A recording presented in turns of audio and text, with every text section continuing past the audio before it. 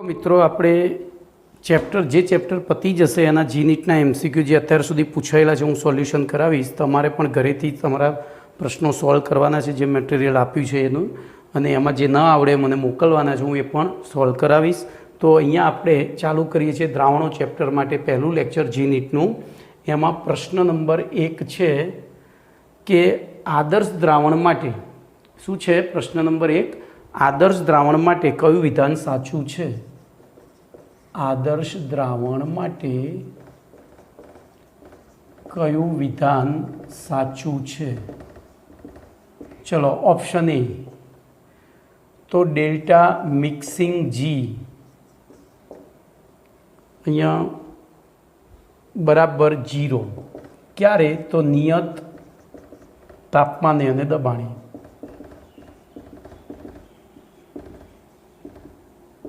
પહેલું વિધાન. બીજું વિધાન તો ડેલ્ટા મિક્સિંગ એસ બરાબર 0, સેમ વસ્તુ. પછી ત્રીજું વિધાન છે delta mixing V is not 0, બરોબર. અને ચોથું છે delta mixing H is equal to 0. બોલો આમાંથી કયું વિધાન? આ નીટ 2019માં પૂછાયેલો છે. નીટ 2019માં. બોલો આમાંથી કયું સાચું છે? તો જવાબ અહીંયા છે. બોલો આદર્શ દ્રાવણની વ્યાખ્યા શું હતી? તો જે દ્રાવણ માટે ડેલ્ટા એચ મિક્સિંગ અને ડેલ્ટા વી મિક્સિંગ 0 હોય તે. તો બોલો ડેલ્ટા વી મિક્સિંગ 0 નથી, એનો મતલબ આ સાચું થયું. તો આ બે, તો જો કોઈ પણ બે પદાર્થને મિશ્ર કરીએ એટલે એન્ટ્રોપી વધે. એન્ટ્રોપી એટલે અવ્યવસ્થા. અવ્યવસ્થા વધી એટલે એ પણ 0 નથી. દ્રાવણ બનાવવા માટે બે પદાર્થોને મિશ્ર તો કરવા જ પડે, અને દ્રાવણ બનાવીએ ત્યારે બે પદાર્થ આપમેળે મિશ્ર થાય છે. જેમ કે હું પાણીમાં ખાંડ નાખીને મૂકીને જતો રહું તો શરબત આપમેળે બની જાય, અને શરબત જો આપમેળે બનતો હોય તો એને પણ આપણે ડેલ્ટા જી લેસ ધેન 0 હોય, એ ઇક્વલ ટુ 0 હોય નહીં. તો અહીંયા બોલો જવાબ શું થયો? ડી. ચલો એના પછી બીજો ક્વેશ્ચન છે ધ મિક્સર ઓફ નીચેના પૈકી કયું મિશ્રણ the mixer of that forms maximum boiling azeotrope. બોલો અહીંયા બીજો પ્રશ્ન છે તમારો, અહીંયા લખી જ દઉં છું આમ નામ, પછી ભૂસીશું સાથે. તો નીચેના પૈકી કયું મિશ્રણ ન્યૂનતમ એઝિયોટ્રોપ મિશ્રણ છે? બરોબર, આ પણ 2019માં પૂછાઈ ગયેલો છે. બરોબર. ચલો પહેલો ઓપ્શન છે એ હેપ્ટેન અને ઓક્ટેન. બીજો ઓપ્શન છે પાણી અને HNO3 એટલે કે નાઇટ્રિક એસિડ. ત્રીજો ઓપ્શન છે ઇથેનોલ અને પાણી. અને ચોથો ઓપ્શન છે એસિટોન અને CS2.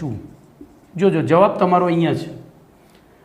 જવાબ હંમેશા પ્રશ્નમાં હોય, જો દરેકમાં એક ક્લ્યુ વર્ડ આપેલો હોય, એ ક્લ્યુ વર્ડ યાદ કરો, એની વ્યાખ્યા યાદ કરો એટલે તમને જવાબ મળી જાય. બોલો અહીંયા ન્યૂનતમ એઝિયોટ્રોપ મિશ્રણ એટલે એવું મિશ્રણ કે જેનું ઉત્કલન બિંદુ તેમાં રહેલા બે પદાર્થો પૈકી જેનું ઉત્કલન બિંદુ નીચું હોય એના જેટલું હોય, એના જેટલું અથવા એનાથી એ નીચું હોય તો એને ન્યૂનતમ એઝિયોટ્રોપ મિશ્રણ કહેવાય. હવે એવું એઝિયોટ્રોપ મિશ્રણ આપણા અભ્યાસક્રમમાં એક જ છે, ઇથેનોલ અને પાણી. ઇથેનોલનું ઉત્કલન બિંદુ 78°C છે, પાણીનું તો 100°C છે. બરાબર. પણ જ્યારે ઇથેનોલ પાણીને આપણે ઉકાળતા જઈએ તો 78°થી ઊંચા તાપમાને ઉકળતું નથી. સમજી લેજો, એ 78°થી ઊંચા તાપમાને એટલે કે ન્યૂનતમ ઉત્કલન કમ્પ્લેટ. ચલો એના પછી ત્રીજો પ્રશ્ન, અહીંયા હું પહેલાં જગ્યા કરું, બોર્ડ નાનું.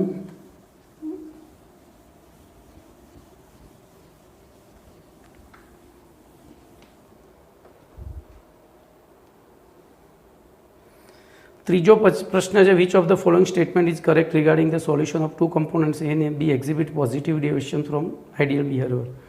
તો ત્રીજો પ્રશ્ન છે સંયોજન A અને Bના મિશ્રણ દ્વારા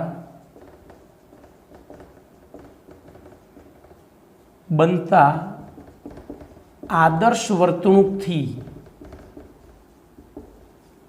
ધન વિચલન દર્શાવતા દ્રાવણ માટે આદર્શ વર્તણૂકથી ધન વિચલન દર્શાવતા દ્રાવણ માટે નીચેના પૈકી કયું વિધાન સાચું છે? બરોબર, કયું વિધાન સાચું છે? આ પણ 2019માં જ નીટમાં પૂછાયેલો છે. ચલો જોઈએ. અહીંયા તો પહેલું એ આપ્યું છે આપણને, intermolecular attractive force between A and B are stronger than. તો આંતરાણવીય આકર્ષણ બળોમાં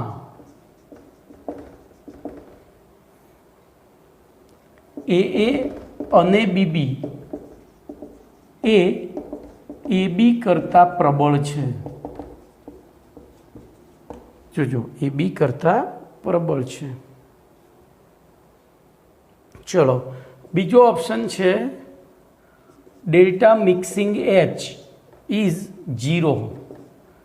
તો નિયત તાપમાને દબાણે, નિયત તાપમાને અને દબાણે. C delta mixing V is 0, નિયત તાપમાને અને દબાણે. અને ડી આંતર આણવીય આકર્ષણ બળોમાં, આંતર આણવીય આકર્ષણ બળોમાં. બોલો, A is equal to B B is equal to A B હોય છે. તો બોલો અહીંયા હવે જોજો, is correct regarding the solution of two components. બોલો આમાં કેટલા વિધાન સાચા છે? તો પહેલું તમારો જવાબ અહીંયા છે, આદર્શ વર્તણૂકથી ધન વિચલન. આદર્શ વર્તણૂકથી ધન વિચલન હોય એટલે આપણે આલેખ દોરીએ તો એ આદર્શ હોય ને ત્યારે બોલો બાષ્પ દબાણ વિરુદ્ધ મોલન્સનો આલેખ દોરીએ તો એ આ રીતે સીધો મળે. આ બાષ્પ દબાણ છે વિરુદ્ધ મોલન્સ છે. આમ સીધો ચડતો સીધો કે ઉતરતો સીધો, ટૂંકમાં સીધી રેખા મળે. જો ધન વિચલન હોય તો ઉપર તરફ મળે અને ઋણ વિચલન હોય તો નીચે તરફ મળે. આ આદર્શ, આ ધન અને આ ઋણ. બોલો હવે આપણને આદર્શ વર્તણૂકથી ધન વિચલન કીધું. ધન વિચલન કીધું એટલે શું થયું? બોલો આદર્શ તો ના જ થયું, એટલે આ બે તો આવે જ નહીં પહેલી વાત તો, કારણ કે એ તો કોને લાગુ પડે? ફક્ત ને ફક્ત આદર્શ દ્રાવણને. હવે વાત કરીએ તો જે બાષ્પ દબાણ હોવું જોઈએ એના કરતાં વધારે ક્યારે થાય? જે બાષ્પ દબાણ હોવું જોઈએ એના કરતાં વધારે ક્યારે થાય? તો બંનેને મિશ્ર કર્યા પછી એમની વચ્ચેનું આકર્ષણ બળ ઘટતું હોય. શું થતું હોય? ઘટતું હોય. એટલે શું થાય? બહાર જવા પ્રયત્ન કરે. તો બોલો હવે કયો જવાબ સાચો થશે? તો એ જવાબ સાચો થાય. કયો સાચો થાય? એ જવાબ સાચો થશે, કારણ કે એમાં શું થશે? બોલો, જોઈ લો, ખબર પડી ગઈ? ચલો, એના પછી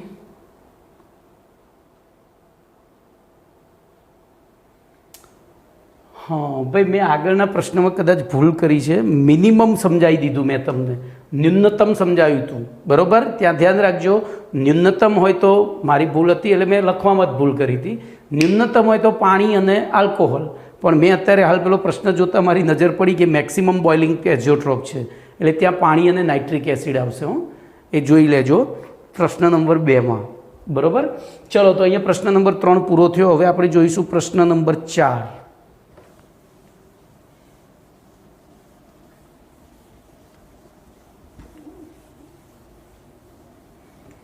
તો પ્રશ્ન નંબર 4માં જોઈએ, in water saturated air the mall fraction of water vapour is.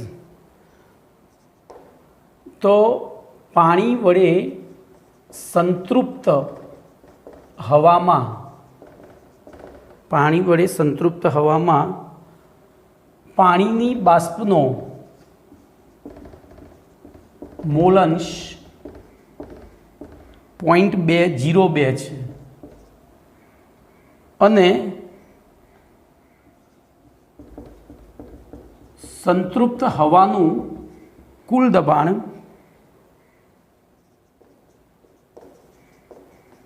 1.2 બાર છે. સોરી વાતાવરણ છું, બહાર નહીં. વાતાવરણ હોય તો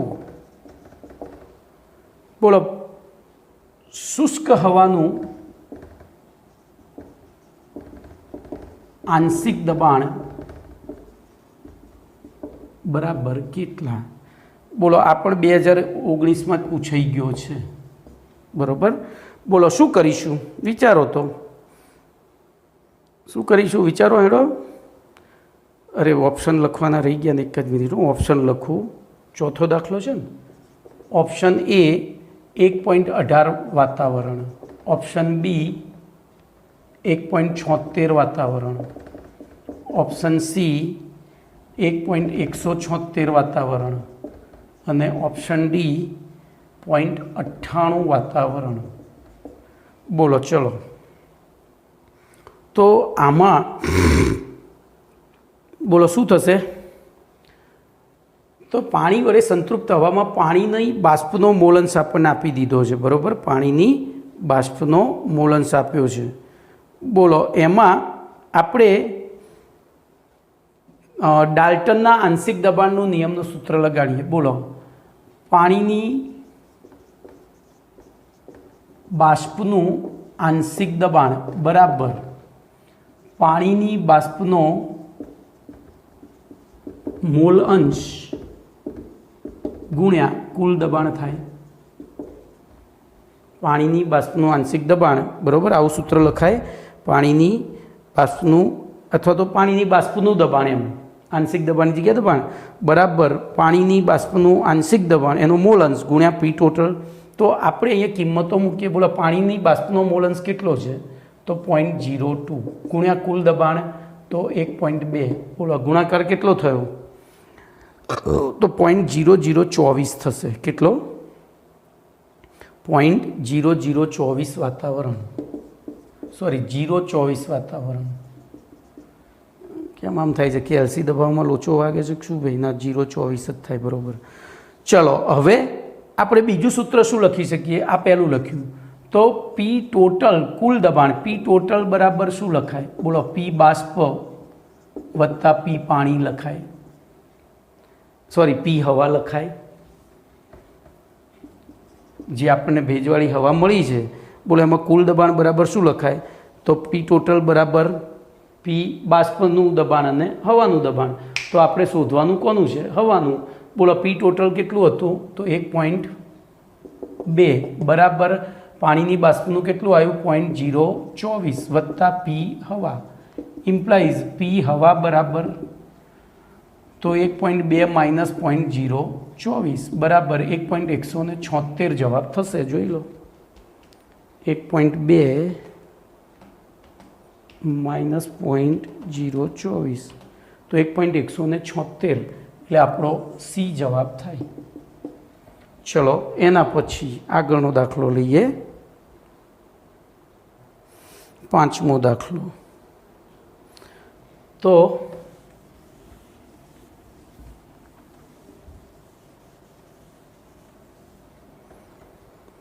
પાંચમા દાખલામાં if the molality of the dilute solution is doubled the value of molar depression constant. તો જોજો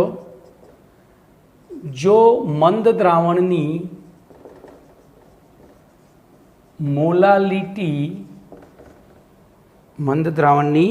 મોલાલિટી બમણી કરવામાં આવે તો મોલલ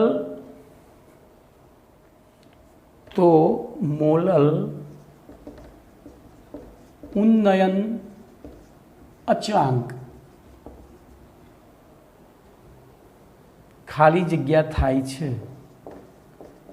ઓપ્શન એ છે અડધો, બી છે 3 ગણો, સી છે અચળ રહે છે અને ડી બમણો થાય છે. બોલો અહીંયા તમારો જવાબ આટલામાં છે.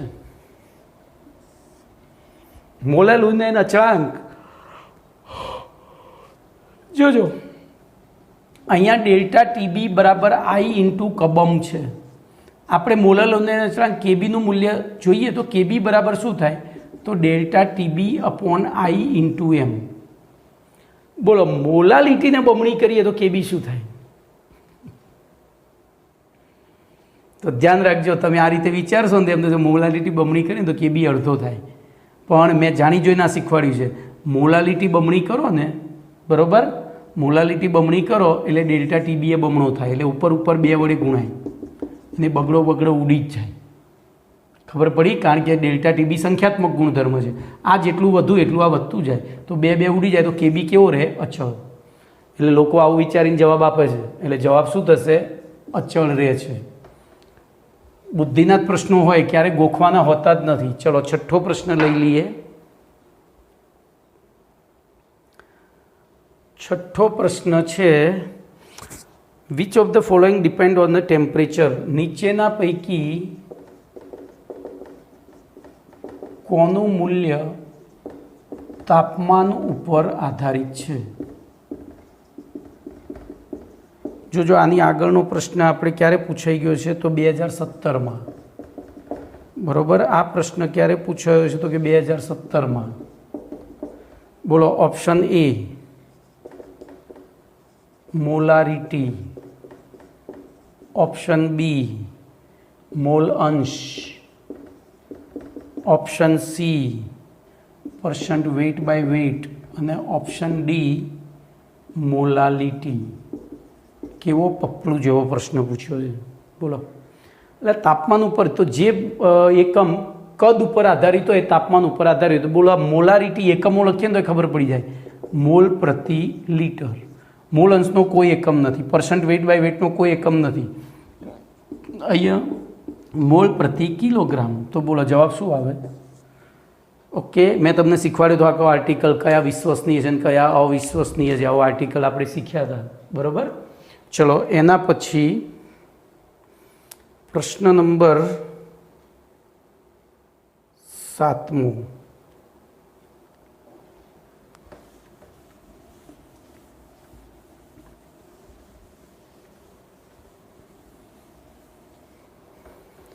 પ્રશ્ન નંબર 7માં, તો the van't Hoff factor i for the dilute aqueous solution of the strong electrolyte barium hydroxide. તો સિમ્પલ, બહુ લાંબુ લખ્યું છે. બેરિયમ હાઇડ્રોક્સાઇડ માટે પ્રબળ વિદ્યુત વિભાજ્ય બેરિયમ હાઇડ્રોક્સાઇડના મંદ જલીય દ્રાવણ માટે વોન્ટ ઓફ અવયવ આઈનું મૂલ્ય, બોલો, ખાલી જગ્યા હોય છે. ચલો, option A 0, option B 1, option C 2 અને ઓપ્શન ડી 3. આ પ્રશ્ન નીટમાં 2016 ફેઝ 2માં પૂછાયો હતો, બરાબર. 2016માં 2 વાર પરીક્ષા લેવાઈ હતી, એમાં ફેઝ 2માં પૂછાયો હતો. બોલો, અહીંયા જ તમને કહી દીધું છે પ્રબળ વિદ્યુત વિભાજ્ય અને બેરિયમ હાઇડ્રોક્સાઇડ. તો બેરિયમ હાઇડ્રોક્સાઇડનું આ અણુસૂત્ર લખીએ, BaOH ટ્વાઇસ, કારણ કે બેરિયમ બીજા સમૂહનું તત્વ. 2 માગે કે સ્ટ્રોબેરી, એની બાયતમ કક્ષામાં 2 ઇલેક્ટ્રોન, તો એ OH સાથે 2 ઇલેક્ટ્રોન આપી અને જોડાય. બોલો, એનું આયનીકરણ થાય તો Ba+2 અને 2OH-. જોજો, હવે પ્રબળ વિદ્યુત વિભાજ્ય 100% આયનીકરણ થાય તો આના 1 મોલ હોય ત્યારે આના 1 મોલ પેદા થાય, 2 મોલ. આનો 1 મોલ, આનો 2 મોલ પેદા થાય ને. તો બોલો, ઉત્પન્ન થતા કુલ કણોની સંખ્યા કેટલી થઈ? તો કે 3. કેટલી થઈ? તો જવાબ તમારો આવે 3. એકદમ. જો હંમેશા એટલું યાદ રાખજો, જી નીટમાં ક્યારેય અઘરું પૂછતા નથી. માત્ર તમે અઘરું બનાવો છો પ્રશ્નને પ્રોપરલી સમજ્યા વગર. હું તમને એક પ્રશ્નમાં જવાબ બતાવીશ આ રીતે, એટલે તમારી આદત પાડવાની છે. કોઈ પણ MCQ સોલ્વ કરતી વખતે અહીંથી આદત પાડવાની, એટલે જવાબ તમને મળી જ જાય, 110% મળી જાય, બરાબર. ચલો એના પછી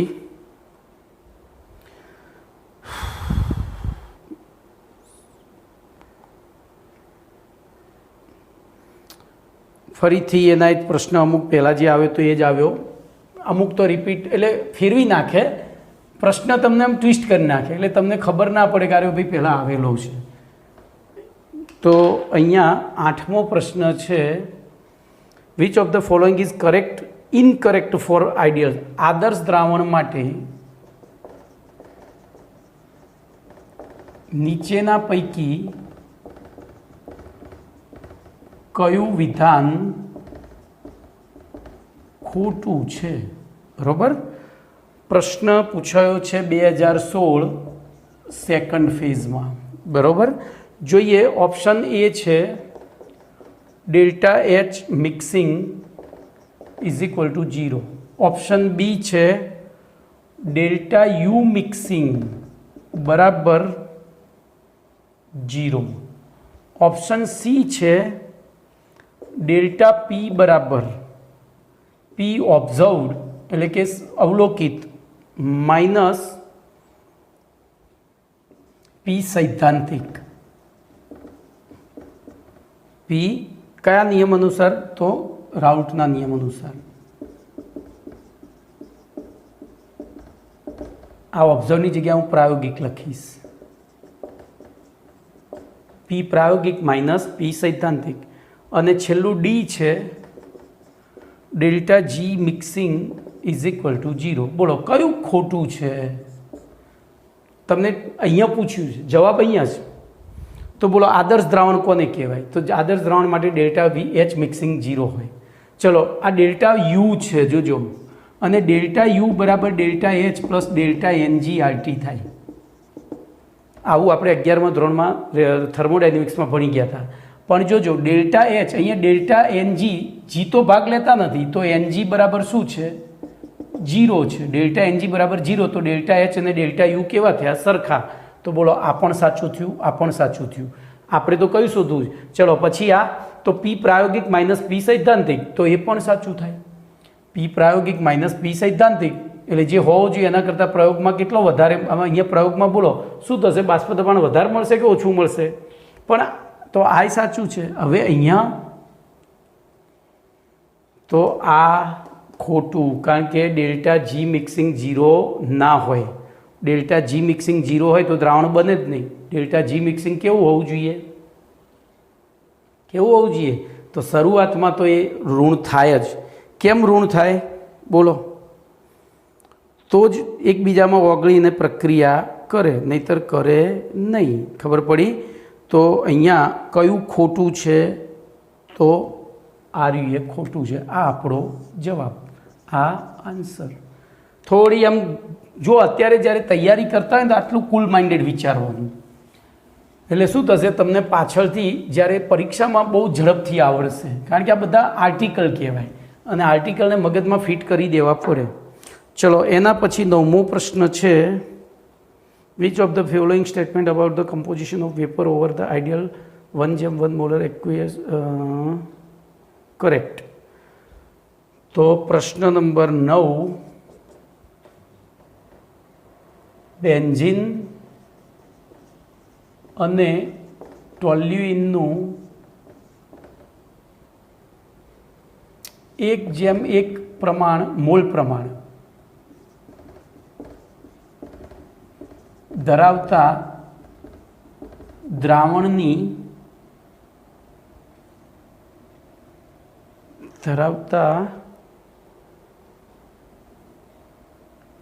આદર્શ દ્રાવણની, જોજો શબ્દોની મારામારી છે, આદર્શ દ્રાવણની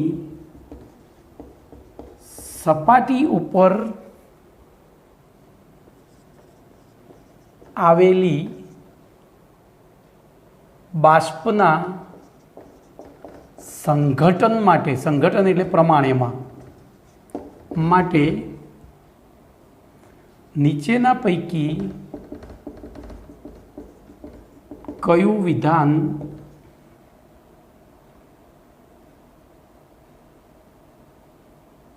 સાચું છે?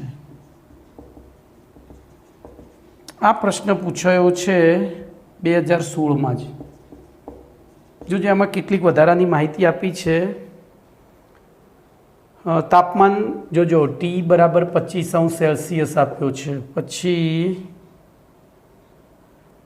P0 બેન્ઝીન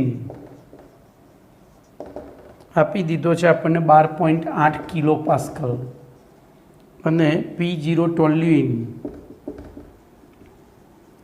આપણને આપ્યો છે 3.85 કિલો પાસ્કલ. બોલો અહીંયા હવે આપણે વાક્યો કયા સાચા છે ખોટા છે નક્કી કરવાનું, તો હું વાક્ય લખું, કારણ કે લખીશ તો તમને ખબર પડશે. તો બાષ્પમાં ટોલ્યુઇન અને બેન્ઝીનનું પ્રમાણ સમાન હોય છે, પહેલું. બીજું તો no enough information given to the mark, તો આપેલી માહિતી અનુમાન કરવા માટે અપૂરતી છે. ત્રીજું, બાષ્પમાં બેન્ઝીનનું ટકાવાર પ્રમાણ વધુ હોય છે. અને ચોથું, બાષ્પમાં ટોલ્યુઇનનું ટકાવાર પ્રમાણ વધુ હોય છે. ચલો હેડો હવે વિચારો, બંનેનું મોલ પ્રમાણ સરખું છે.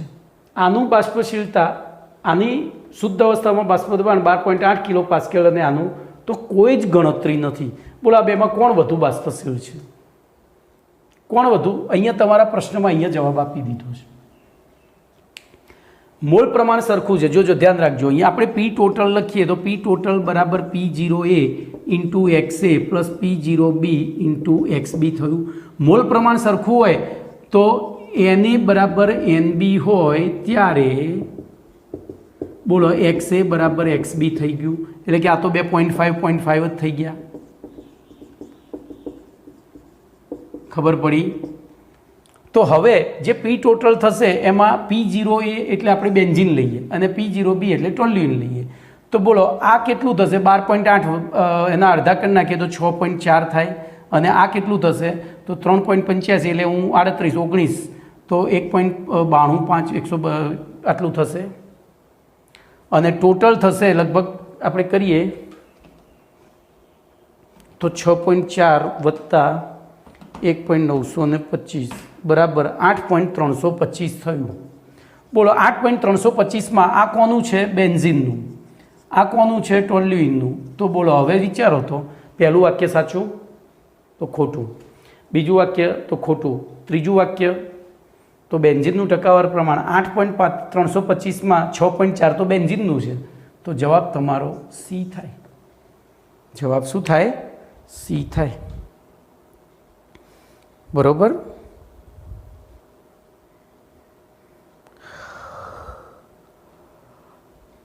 ચાલો એના પછી 10મો દાખલો લઈએ. ભાઈ અહીંયા મારે છે ને પેલું ઇંગ્લિશ પહેલાં વાંચવું પડે છે એટલે થોડી વાર લાગે.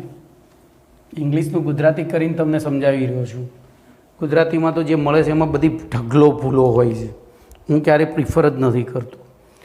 ચલો 10મો પ્રશ્ન છે, 100°C તાપમાને 100°C તાપમાને દ્રાવણનું 6.5 ગ્રામ દ્રાવ્ય અને 100 ગ્રામ પાણીના મિશ્રણ દ્વારા બનતા દ્રાવણનું બાષ્પ દબાણ 732 mm છે. જો KB બરાબર 0.52 હોય તો આ દ્રાવણનું ઉત્કલન બિંદુ બરાબર કેટલા? આ પ્રશ્ન પણ નીટ 2016માં પૂછાયેલો છે.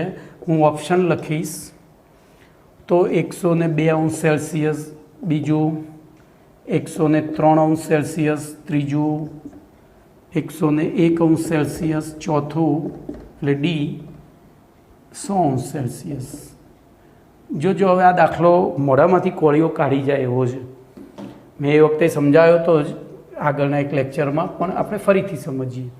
આમાં તમે સીધી ગણતરી કરો ને તો જો પહેલું તમને આપ્યું છે W1 બરાબર 6.5 ગ્રામ, સોરી W1 બરાબર 100 ગ્રામ.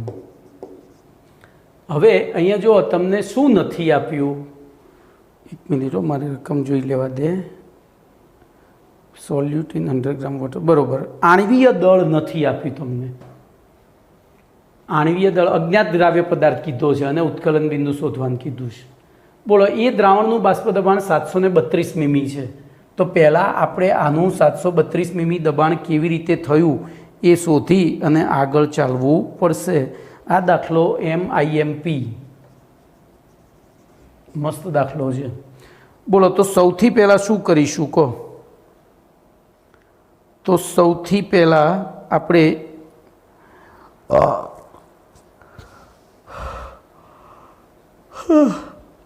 કયો નિયમ લગાડીશું? બોલો હેડો. તો રાઉલ્ટનો બાષ્પ દબાણનો નિયમ લગાડવો પડે. દ્રાવણનું બાષ્પ દબાણ આપી દીધું છે, બરાબર. અને જોજો 100°C તાપમાન એ પાણીનું ઉત્કલન બિંદુ છે. તો એ વખતે પાણીનું શુદ્ધ અવસ્થામાં બાષ્પ દબાણ કેટલું હોય? 1 bar. કેટલું હોય? તો આટલું. આમાં જ જવાબ આવી ગયો. તો અહીંયા આપણે જોજો, હું બાયફર્ગેશન કરું. T બરાબર 100°C તાપમાન, બરાબર, એટલે કે પાણીનું ઉબી. અને તેથી બોલો શુદ્ધ અવસ્થામાં પાણીનું બાષ્પ દબાણ એટલે કે P1 0 બરાબર શું થાય? 1 વાતાવરણ થાય. 1 વાતાવરણ એટલે કે 760 mm થાય. ચલો પહેલું. પછી W1 બરાબર શું લખી દઉં? W2 બરાબર 6.5 ગ્રામ, W1 બરાબર 100 ગ્રામ, બરાબર. અને એ વખતે P ટોટલ આપણને કુલ બાષ્પ દબાણ આપી જો, તો એને P ટોટલની જગ્યાએ, કારણ કે આ અદ્રાવ્ય પેલો વાયુ પદાર્થ, તો P1 બરાબર શું આપી દીધું છે? 732 mm. તો હવે સૂત્ર મૂકીએ. P10 minus P1 upon P10 બરાબર N2/N1 પ્લસ N2, પણ અહીંયા N2ને અવગણતા. તેથી બોલો P10 આપણે લઈશું 1 માઇનસ P1 700, એટલે 1ની જગ્યાએ લઈશું 760. તો 760 માઇનસ 732 અપોન 760 બરાબર બોલો N2ની જગ્યાએ આપણે લઈશું W2 અપોન MW2 અને અહીંયા MW1 અપોન W1. ચલો આ રે તો 760 માઇનસ 732 કરીએ તો 28 ભાગ્યા 760 બરાબર બોલો W2 તરીકે હું શું લખી દઉં? સોરી, આપણે અહીંયા શોધવાનું, હું કેમ આડા પાટે ચડી ગયો? ઉત્કલન બિંદુ શોધવાનું. સોરી, બી મારી ભૂલ થઈ. ઉત્કલન બિંદુ શોધવાનું છે તો આપણે સીધું જ N2ને સૂત્રનો કરતાં કરી દઈએ. મને એમ કે આણ્વીય દળ શોધવાનું છે. બોલો, હું N2 જ રાખું અને N1ની જગ્યાએ શું કરી નાખું? W1 ઇન્ટુ MW1 કરી શકું.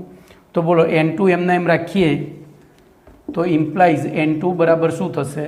તો આ ભાગાકાર 732 60માંથી 32 ગયા હતા એટલે 28 આવ્યા હતા. તો 28 ગુણ્યા W1 છેદમાં 760 ગુણ્યા MW1 થાય. અને તેથી જોજો N2 બરાબર 28 ગુણ્યા W1 કેટલો છે? તો 100 ગ્રામ છેદમાં 760 ગુણ્યા MW1 તો 18. બોલો 28 કરીએ તો 2800 ભાગ્યા 760 ભાગ્યા 18. બોલો 0.204 એટલે 204 જ રાખવું પડશે. તો 0.2046 મોલ થયા. હવે જોજો આ મોલ કેટલા ગ્રામમાં થયા? પ્રતિ 100 ગ્રામ. જોજો અહીંયાથી હવે દાખલો શરૂ થાય. તો આપણે આને 2.046 મોલ પ્રતિ 1 કિગ્રા દ્રાવક લખી શકાય. અને એના ઉપરથી બોલો દ્રાવણની મોલાલિટી શું થઈ? તો 2.046 મોલ. અને હવે ડેલ્ટા ટીબી આપણે શોધવું છે ઉત્કલન બિંદુ. તો ડેલ્ટા ટીબી બરાબર આઈ ઇન્ટુ કબમ. જો અહીંયા આપણને વિદ્યુત વિભાજ્ય કે એવું કંઈ કહ્યું નથી તો સીધું જ આઈ જગ્યાએ 1 કેબી આપી દીધો છે 0.52 ગુણ્યા 2.046 બરાબર ગુણ્યા 0.52 એટલે જવાબ તમારો 106 આવ્યો. કેટલો આવ્યો? 106. આ ડેલ્ટા ટીબી છે. આ શું છે? ડેલ્ટા ટીબી છે. બોલો હવે ભાઈ મારી ભૂલ થઈ ગયું, 106 નહીં 1.06 પોઈન્ટ મૂકવામાં. તો તેથી બોલો ટીબી બરાબર શું થાય? તો ડેલ્ટા ટીબી બરાબર શું હતું કહો? તો T0B માઇનસ ટીબી, સોરી ઊંધું લખ્યું મેં, ટીબી માઇનસ T0B બરાબર 1.06. બોલો T0B આપણને ખબર છે 100°C પાણી માટે. તો પેલી બાજુ લઈ જઈએ તો ટીબી બરાબર 101.6°C આન્સર બરાબર. તો જવાબ તમારો સી આવશે. અને સિસ્ટમેટિક જોઈ લેજો, નહીતર તમારો આમાં કન્ફ્યુઝ બધા જ શું કરે છે ખબર છે? અહીંથી સીધું પદ મૂકી દે, 732 આટલા તો 760 કેટલા એમ કરીને જવાબ લાવી દે છે. તો એ જવાબ મેં તમને ગઈ વખતે શીખવાડ્યું હતું બરાબર. તો આ જવાબ આવે 101 પોઈન્ટ. ચલો એના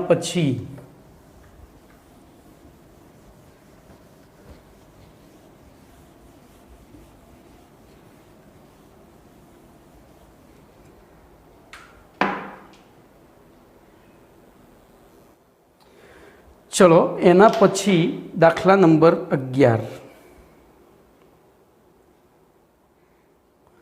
તો what is the mall fraction of સોલ્યુટ in a 1 molar aqueous solution? એકદમ પપલું જેવો દાખલો. 1 મોલર જલીય દ્રાવણમાં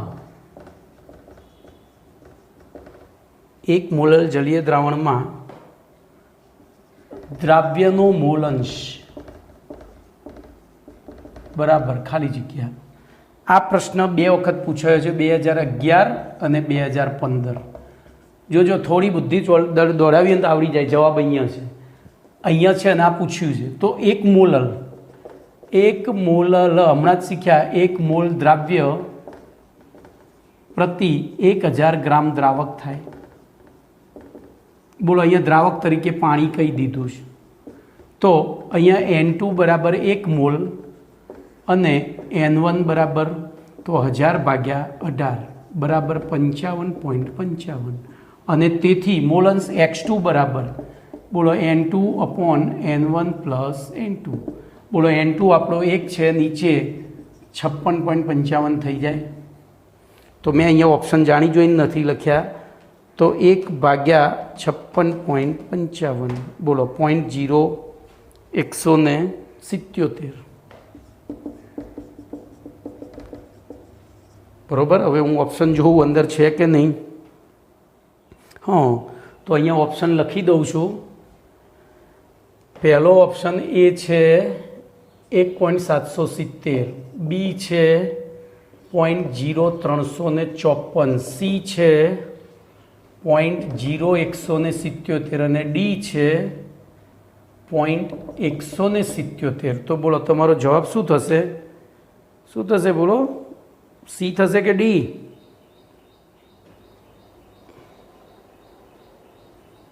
તો જવાબ બોર્ડ ઉપર લખેલો છે, શું ગભરાવ છે યાર તમે ભલા માણસ.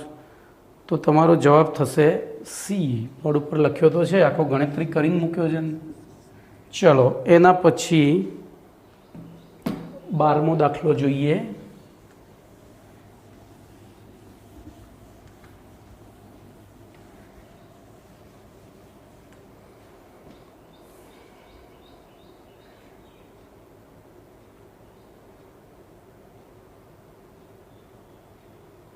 બારમા દાખલામાં પણ એવું છે.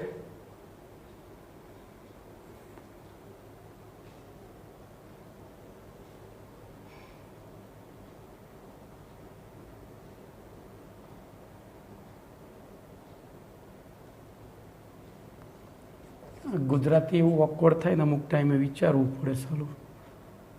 સંયોજન એક્સના 0.2 મોલ પ્રતિ કિલોગ્રામ મોલ પ્રતિ કિગ્રા દ્રાવણનું ઉત્કલન બિંદુ એ તેના સમમોલર સંયોજન તેના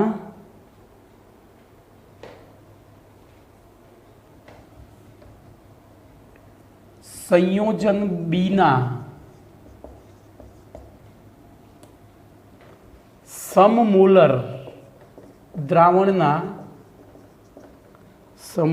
દ્રાવણના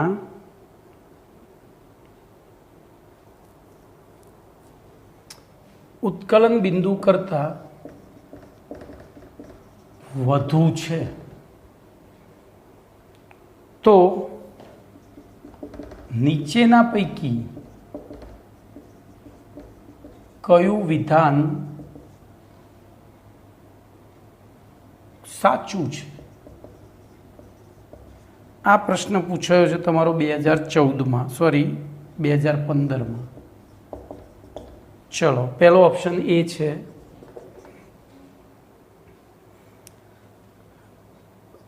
એક્સનું આણ્વીય દળ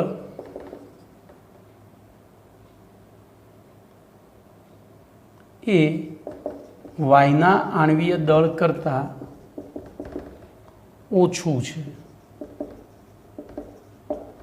ચલો, બી વાય ઇઝ અંડરગોઈંગ ડીએસોસિએશન વોટર વેલ. હા, વાયનું પાણીમાં વિયોજન થાય છે જ્યારે એક્સનું પાણીમાં વિયોજન થતું નથી. ચલો, સી તો એક્સનું પાણીમાં વિયોજન થાય છે અને ડી એક્સનું આણ્વીય દળ એ વાયના આણ્વીય દળ કરતાં વધારે છે. ચલો, શું કરશો બોલો? હાડો, તો જવાબ અહીંયા છે.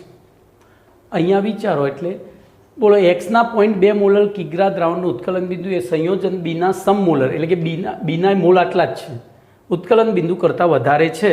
તો પછી હવે તો જોજો, એક્સ માટે ટીબી ઊંચું છે, બરાબર, અને વાય માટે ટીબી નીચું છે. હવે ટીબી ઊંચું છે એનો મતલબ ડેલ્ટા ટીબી ઊંચું થાય. અહીંયા ડેલ્ટા ટીબી કેવું થાય? નીચું થાય. હવે આપણે બંને માટે સૂત્રો લખીએ તો ડેલ્ટા ટીબી બરાબર આઈ ઇન્ટુ કબમ. અહીંયા પણ ડેલ્ટા ટીબી બરાબર આઈ ઇન્ટુ કબમ. બોલો, સમમોલર છે એટલે એમ ઉડી ગયા. કેબી બંને માટે સરખો છે તો ડેલ્ટા ટીબીનો આધાર આઈ ઉપર છે. હવે જોજો, તો સંયોજન બીના કરતાં ડેલ્ટા ટીબી આ ઊંચું છે એનો મતલબ આઈ ઊંચો છે, આઈ ઊંચો છે એનો મતલબ એનું પાણીમાં શું થાય છે? વિયોજન થાય છે. એક્સનું પાણીમાં વિયોજન થાય છે જ્યારે વાયનું થતું નથી. તો આ બધું જ ખોટું. કયું વિધાન સાચું થાય? ખાલી સી સાચું થાય. કમ્પ્લીટ. ચલો, એના પછી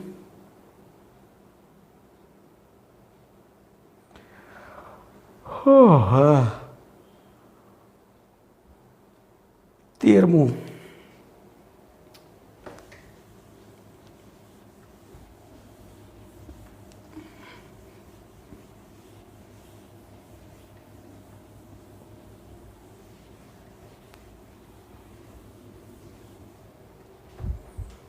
તો 13મો પ્રશ્ન છે, of the following 0.1 molar aqueous solution which one will the exhibit last. તો નીચેના પૈકી કયા પદાર્થના 0.10 મોલર જલીય દ્રાવણનું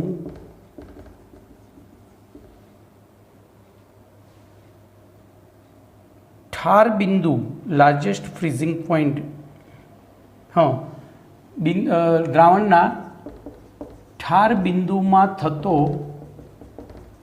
ઘટાડો સૌથી વધુ હશે. બરાબર, આ પ્રશ્ન પૂછાઈ ગયો છે 2014માં. આપણે એના ઓપ્શન લખીશું: A KCl, B C6H12O6, C Al2SO4 thrice અને D K2SO4. જોજો, અહીંયા પણ આપણે ઠાર બિંદુમાં થતો ઘટાડો એટલે કે ડેલ્ટા TF બરાબર I ઇન્ટુ કફમ સૂત્ર લેવાનું. બોલો, સાંદ્રતા બધાની સરખી છે. KF દ્રાવક તરીકે પાણી છે એટલે KF એ સરખો છે, તો ડેલ્ટા TFનું મૂલ્ય કોની ઉપર આધાર રાખશે? I ઉપર. જેનો I વધારે તો KClમાંથી K પ્લસ અને Cl માઇનસ છૂટા પડે એટલે I બરાબર 2.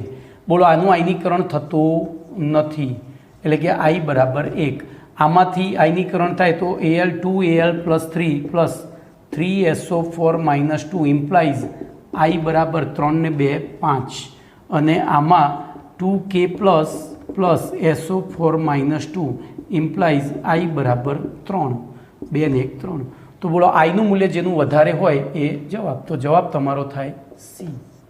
જવાબ શું થશે? C થશે. બોલો, ક્લિયર? 13માં જવાબ આવી ગયો. ચલો, એના પછી 14મો જોઈએ.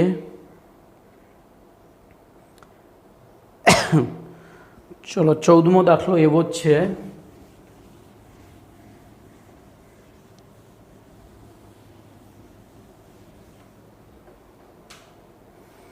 How many grams of concentrated nitric acid solution should be used to prepare 25 ml?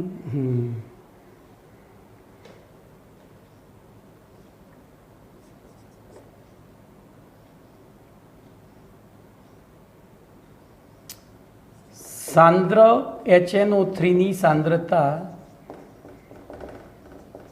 70% છે. આમાંથી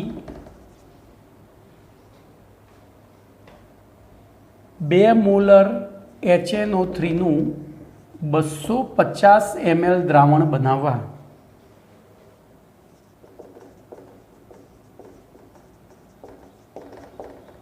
માટે કેટલા ગ્રામ 70% HNO3 ની જરૂર પડશે? બોલો. બરાબર, આ પ્રશ્ન પૂછાઈ ગયો છે 2013માં. આપણે ઓપ્શન પહેલાં લખી દઈશું, પછી દાખલો ગણીશું.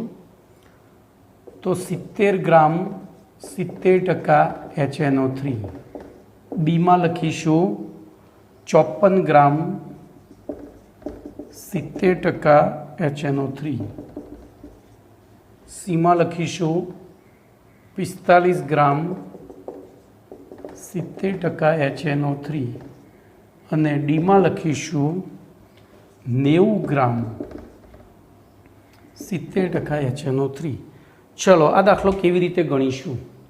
તો સૌથી પહેલાં 2 મોલર HNO3 બનાવવા માટે કેટલા ગ્રામની જરૂર પડે આપણે એ શોધી કાઢીશું. તો ધ્યાન રાખજો, આપણે મોલારિટીનું સૂત્ર મૂકીએ. મોલારિટી બરાબર 1000 × W2 અપોન MW2 × W1. ચલો, આપણે અહીંયા W2ને સૂત્રનો કરતા કરીએ તો W2 બરાબર M × MW2 × W1 અપોન 1000. ચલો, આપણે એમ તો કેટલો લેવો છે? 2.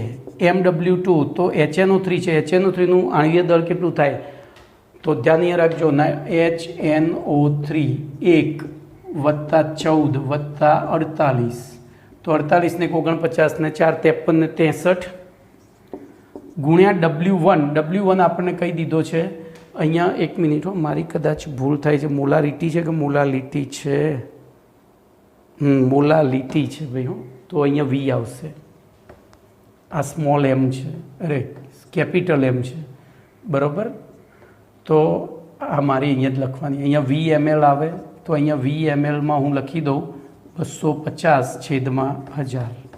બોલો, 4 2 એટલે 63 ના અડધા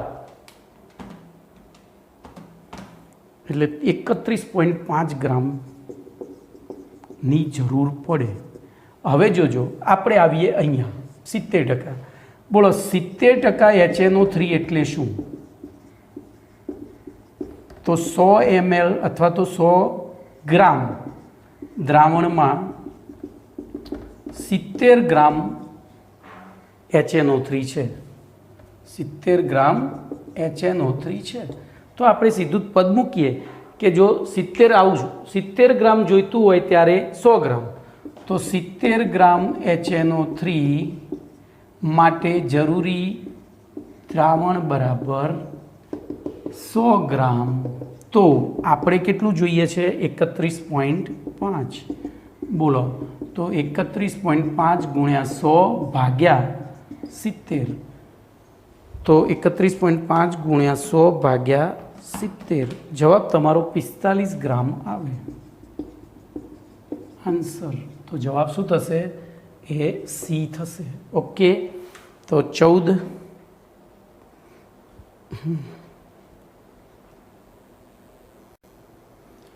ચલો એના પછી પ્રશ્ન નંબર 16 જોઈશું. અરે સોરી, 15 હતો કે 14 હતો? આ 14 હતો. 15 જોઈશું.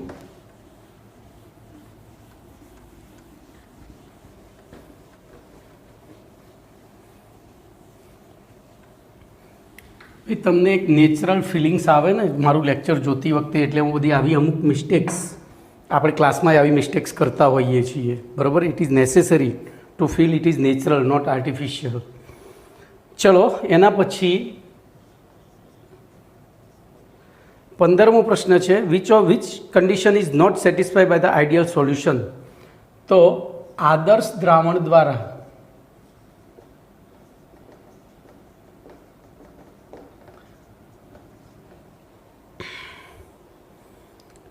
કઈ પરિસ્થિતિનું કૌંસમાં અવસ્થાનું પાલન થતું નથી? બરાબર, આ પ્રશ્ન પૂછાઈ ગયો છે 2013માં, કર્ણાટક નીટમાં પૂછાયો હતો. બોલો, એ તો ડેલ્ટા મિક્સિંગ વી બરાબર 0, બી ડેલ્ટા મિક્સિંગ એસ બરાબર 0, સી ઓબિયન્સ ટુ રાઉલ્ટ્સ લો, તો રાઉલ્ટના નિયમનું પાલન, અને D delta H mixing is equal to 0. બોલો, આમાંથી કઈ અવસ્થાનું પાલન થતું નથી અથવા તો કઈ શરતનું પાલન થતું નથી? તો આ ત્રણનું તો પાલન થાય જ. જવાબ દેખાઈ આવે છે. અને મેં તમને કહ્યું એમ, કોઈ પણ બે પદાર્થને મિશ્ર કરીએ, દ્રાવણ બનાવવા માટે મિશ્ર તો કરવા પડે. મિશ્ર કરીએ ત્યારે કમ્પ્લેટ એન્ટ્રોપી વધે ને વધે જ. ઓકે, એટલે એન્ટ્રોપી ક્યારે 0 હોઈ શકે નહીં. ચલો એના પછી 16મો પ્રશ્ન લઈ લઈએ.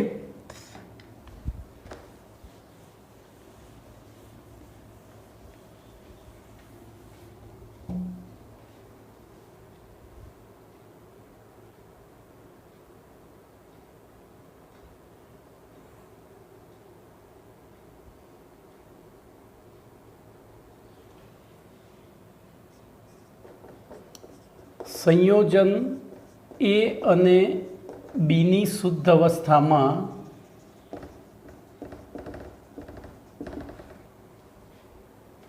તેમના બાષ્પ દબાણ અનુક્રમે પીએ અને પીબી છે.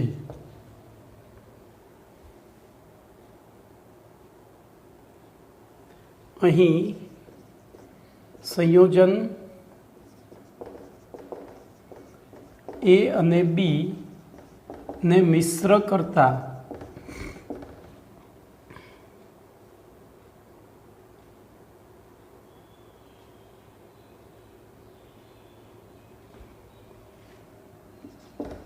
દ્વિઅંગી આદર્શ દ્રાવણ બને છે.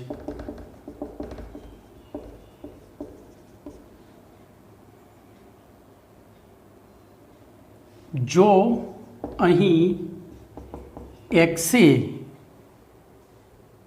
એ સંયોજન એના મોલન્સ દર્શાવતું હોય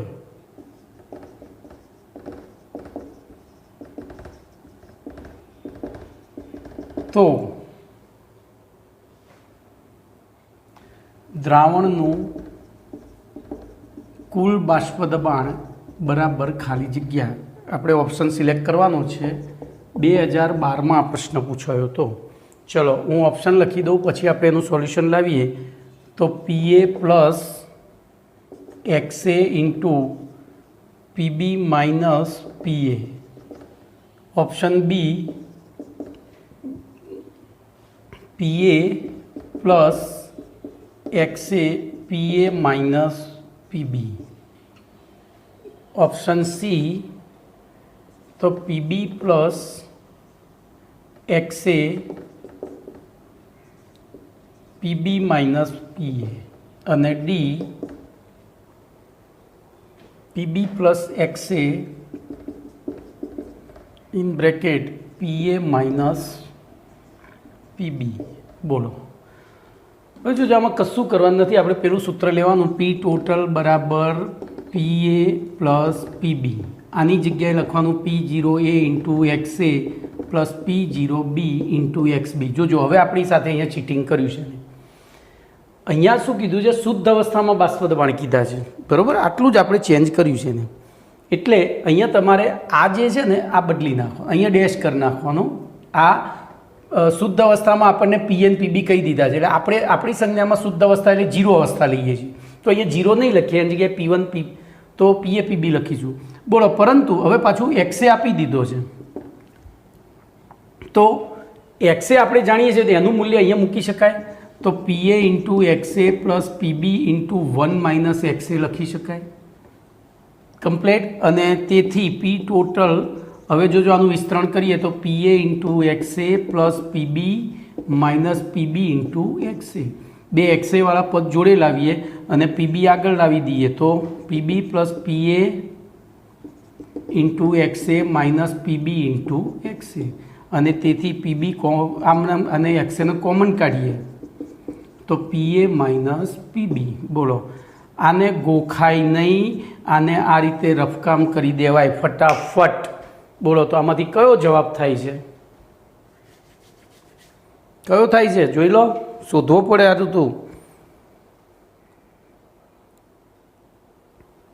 તો બી થાય છે, જુઓ તો.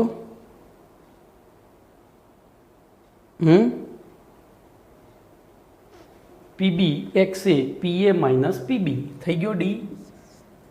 ખબર પડી? તો આ રીતે બસ ભાઈ અહીંયા સુધી રાખું છું. 16 પ્રશ્નો. જો હવે હું તમને એક ખાસ વસ્તુ કહીશ કે મેં તમને સમજાવીને 58 મિનિટમાં 16 MCQ સોલ્વ કર્યા છે. તમારે 58 મિનિટમાં સમજાવીને 16, તમારે જાતે 30 સોલ્વ કરવાના હોય છે. થઈ જાય કે ના થાય? તો પેપરમાં સમય બચે ઉપરથી, આ યાદ રાખજો. પણ તમે પહેલેથી પ્રાયોર આ રીતે સમજીને તૈયારી નથી કરતા એટલે તમને લોસ જાય છે. તો પહેલા જ દિવસથી આ પાઠ જેમ ચાલતા જાય મેં આપેલા MCQ બધા સોલ્વ કરી જ નાખવાના. જે ડિફિકલ્ટી લાગે મને મોકલવાના છે, બરાબર ભાઈ? હવે સમયની મર્યાદાના કારણે 1-2 પ્રશ્નો હું પછી લઈ લઈશ બીજા લેક્ચરમાં, બરાબર?